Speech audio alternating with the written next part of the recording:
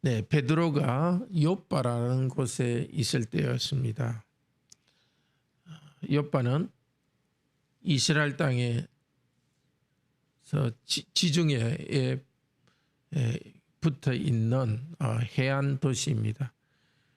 그리고 그 같은 시간에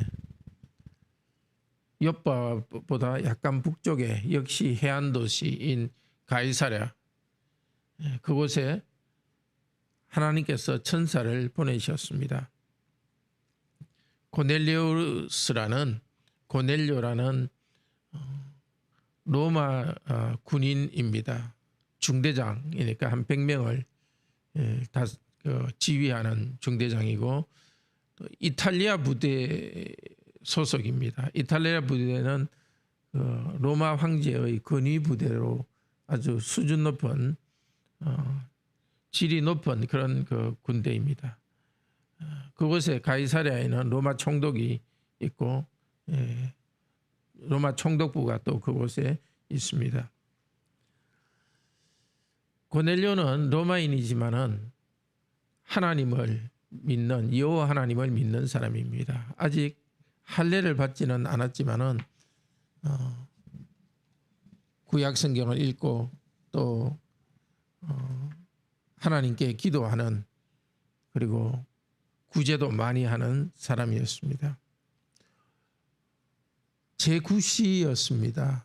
지금으로 치면은 오후 3시입니다. 하나님께 기도하고 있었습니다. 오후 3시에는 오후 번제가 드려지는 시간입니다. 성전에서 제사장이 번제를 드리는 그 시간에 사람들은 성전에 가서 기도하기도 하고, 또 멀리 있는 사람들은 성전을 바라보며 기도했습니다. 천사가 나타나서 말합니다. 고넬료야, 너의 구제와 기도가 하나님께 상달되었다. 너 욥바에 시몬 베드로라는 사람이 있으니까 그 사람을 데리고 와서 말씀을 들으라고 말했습니다.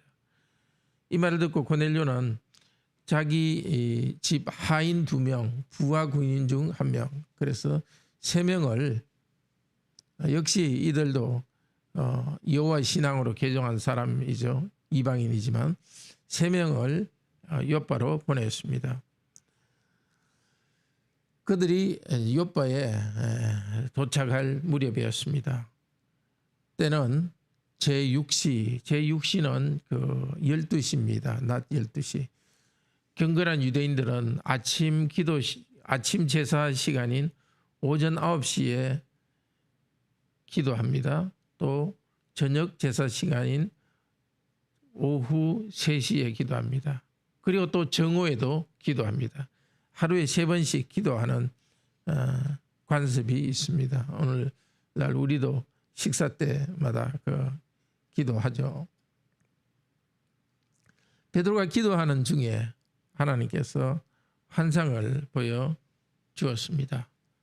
기도 중에 황홀경이라 되어 있는데 환상이라는 것입니다. 환상 가운데 보여주었는데, 하늘 위에서 보재기 같은 것이 내려오고 그 안에는 여러 발 가진 짐승, 기는 곤충, 하늘의 새들이 있었습니다.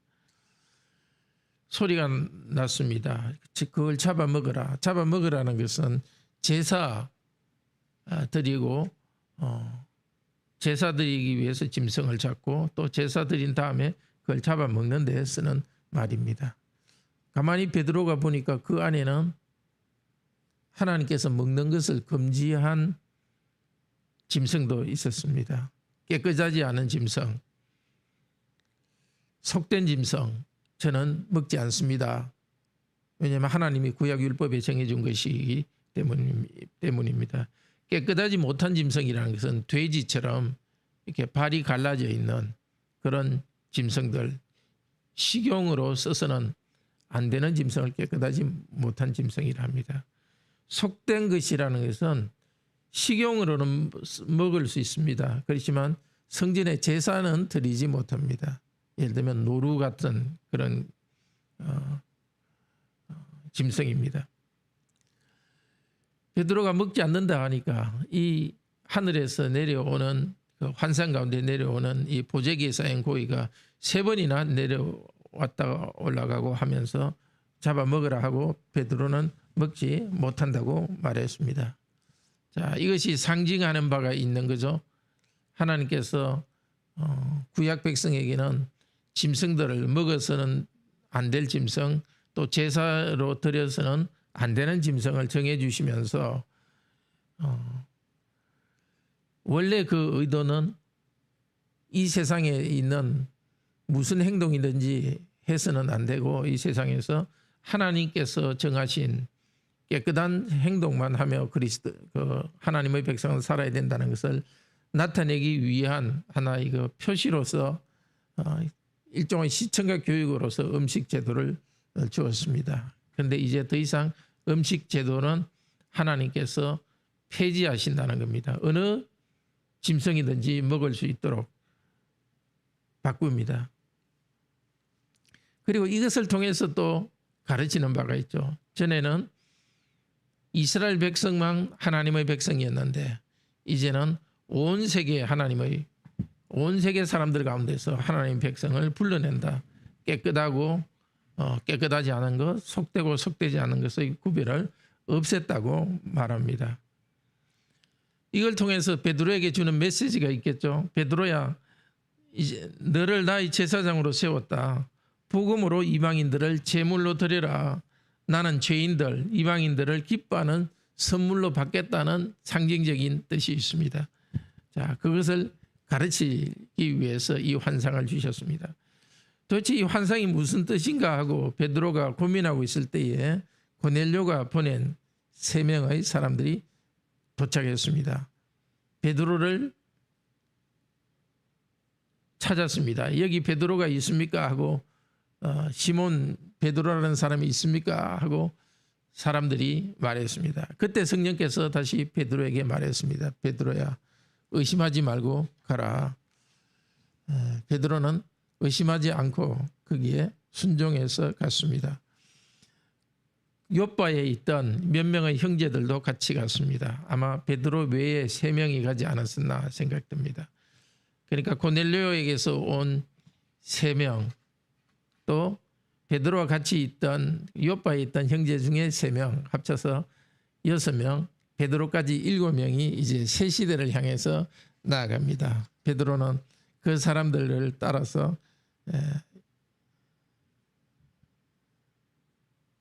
가이사라로 갔습니다. 가이사랴를 향해 갔습니다. 다음 날 도착했습니다. 갔더니 고넬료가 베드로에게 큰 절을 굽벅합니다. 베드로는 아닙니다, 아닙니다, 일어서십시오. 저도 똑같은 사람입니다. 천사도 아니고 나는 똑같은 사람입니다. 천사라도 경배해서는 안 되죠. 베드로는 일어서라, 나도 사람이다. 자, 이 베드로의 겸손을 본받도록 합시다. 우리는 누군가 우리를 숭배하고 우리를 높여주면 좋아하는 경향이 있는데 우리는 사람에 불과합니다. 겸손히 사람들과의 관계를 맺기를 바랍니다. 베드로는 가서 자기가 본 환상을 말하고 또 고넬료도 자기가 본 환상을 말합니다. 이제 여호와 하나님께서 당신에게 하신 말씀을 다 듣기 위해서 제가 일가 친척들, 아는 친구들도 다 불러 모았습니다. 그 말을 듣고 베드로가 말합니다. 35절에 각 나라 중 의를 행하는 사람은 다 받으시는 줄 깨달았노라. 유대인만 예수 그리스도를 믿고 메시아를 믿고 유대인만 하나님의 백성으로서 영원한 영생의 복을 누리는 줄로 알았는데 하나님께서 이렇게 베드로에게 환상을 보여주고 고넬료에게 환상을 보여주어서 하나님께서 모든 사람을 깨끗하게 하시고 모든 민족 가운데 하나님의 백성을 불러 모은다는 것을 깨달았습니다. 베드로는 바로 자기가 본 환상이 이방인들도 하나님의 백성이 된다는 것인 줄을 깨달았습니다. 그리고 베드로는 복음을 전합니다. 예수 그리스도를 통해서 36절 예수 그리스도를 통해서 화평의 복음을 전하게 하셨습니다. 그리스도께서 하신 일을 말해줍니다. 예수님에게 성령이 임하셨고 예수님이 병자를 고치고 귀신을 쫓아내고 그렇지만 사람들이 예수님을 죽었지만 하나님이 살리셨고 예수님을 믿는 사람은 그분의 이름을 힘입어 죄사함을 받는다. 43절 예수 그리스도를 영접하고 죄사함을 받도록 초대합니다. 베드로가 이렇게 예수 그리스도에 대한 복음을 전할 때 갑자기 하늘로부터 거기 있는 사람들에게 성령님께서 오셨습니다. 아마 그들이 방언으로 하나님의 큰 일을 말했던 방언으로 하나님을 찬양하고 있습니다.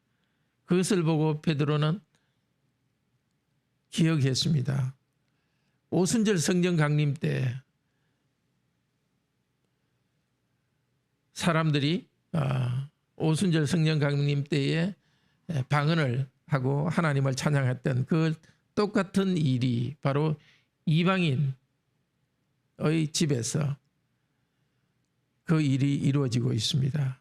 하나님이 그것을 통해서 하시려는 의도가 뭐겠습니까? 오순절 예루살렘에서 시작된 교회가 이제 이 이방인들에게도 교회가 확장되고 이방인들 가운데서도 하나님의 나라의 백성을 불러 모은다는 것을 보여주었습니다. 성령님이 임하시는 것을 보고 베드로는 거기에 있는 사람들에게 세례를 주었습니다. 자, 이 사건을 왜 이렇게 만들었겠습니까? 예수님께서 제자들에게 베드로와 제자들에게 말씀하셨습니다. 원래 예루살렘과 유대와 사마리아와 땅끝까지 이르러 내 증인이 될 것이다. 예수 그리스도에 대한 복음 전거는 온 세상 민족에게 복음이 전해야 된다고 말씀하셨습니다. 그렇지만은 오랫동안 유대인들만 하나님의 백성이라는 그 사실에 익숙해진 제자들도 이방인들에게 복음을 전해야 된다는 생각은 못하고 있었습니다. 그런데 그들을 설득하기 위해서 제자들의 생각을 바꾸기 위해서 이 기적을 나타냈습니다. 환상을 통해서 보여주고 이제 고넬료의 집에서 성령님께서 방언이 일어나도록 선물을 방언의 은사를 주셔서 이들 이방인들도 유대인들과 똑같이 하나님의 백성 예수 그리스도를 믿는 그리스도인이 될 수 있다는 것을 보여주었습니다. 오늘 하나님께서 이렇게 이방인에게까지 복음이 전파되도록 하셨기 때문에 우리 이방인인 대한민국 사람 우리들에게도 복음을 전해주시고 하나님의 백성이 되도록 한 그 큰 은혜에 감사하도록 합시다. 그리고 지금 우리 가운데 혹시라도 외부를 향하여서 믿지 않는 사람들을 위하여서 널리 복음을 전해야 되는데 우리들이 폐쇄적으로 되는 일은 없는지, 그냥 지금 믿는 사람, 우리 교회 출석하는 사람으로 만족하고 복음을 전하는 일에 우리가 게으르지는 않는지 다시 돌아볼 수 있기를 바랍니다. 어디에 있든지 복음을 맡은 자로서 먼저 예수 그리스도를 믿고 영생을 얻은 자로서 주위 사람들에게 복음을 나누려는 열망이 우리 가운데 있고 복음을 나눌 수 있기를 바랍니다. 그리고 또 베드로의 그 순종하는 모습을 본받읍시다. 이 환상의 뜻이 무엇인지 잘 이해가 되지 않았지만은 하나님께서 가르쳐 주셨을 때에 또 고넬료로부터 사람이 베드로를 부르러 온 사람이 왔을 때에 바로 순종하고 따라 나가는 베드로의 모습을 순종하는 모습, 하나님의 말씀이 절대 순종하는 모습을 배우도록 합시다. 그리고 고넬료가처럼 하나님 말씀을 사모하고 자기 가족, 친척까지 다 복음을 듣도록 하는 그 고넬료의 복음을 함께 나누는 그 모습을 본받읍시다. 우리도 주일마다 함께 모여서 예배드리는데 하나님의 은혜를 간구하면서 예배로 모이도록 합시다. 기도합시다. 자비로우신 하나님, 하나님께서 한때 유대인들만 하나님의 백성으로 삼았던 때가 있었지만은 이제 온 세상 민족 가운데 하나님의 백성을 불러주시니 감사합니다. 그 새 시대를 여셔서 대한민국에 있는 저희들도 이 복음을 듣고 믿고 하나님의 자녀가 되게 하여서 감사드립니다.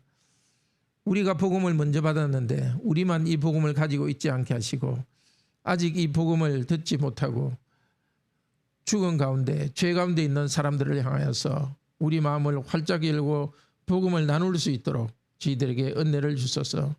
고넬료처럼 예배를 사모하고 사람들을 하나님께로 인도하는 그런 삶을 살아갈 수 있도록 은혜를 베풀어 주소서.